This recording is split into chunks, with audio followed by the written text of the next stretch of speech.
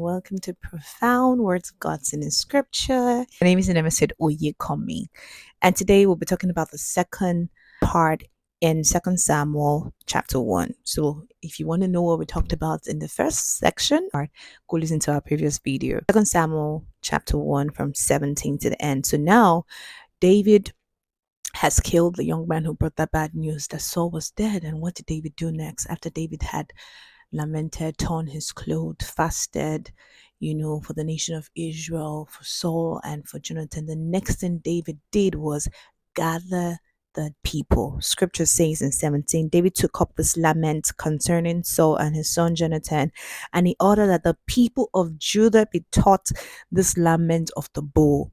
All right, so David was about to not allow the people go into a place of wailing without hope.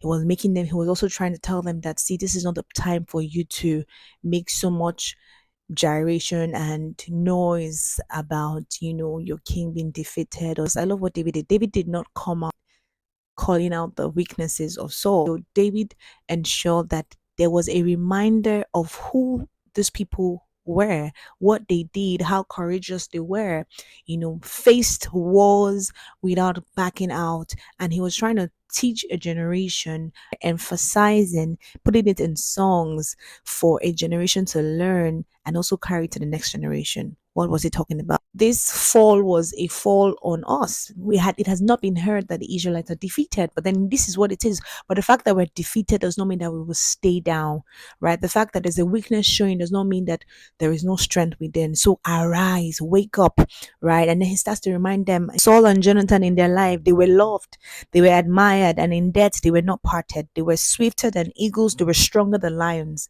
So he's trying to remind them that, see, we know who we had as a leader, all right, and that person has taught us to stand strong. So I love what David did. David did not use that opportunity to or talk about his distress that he had in the time of Saul, but rather he pointed the people to see the good examples that Saul had laid down. And so that's a lesson for us, right? When we have people who have done great things despite looking at the flaws that they had and that they portrayed that maybe was uncomfortable to you one way or the other, try your best to not always paint a bad picture about them.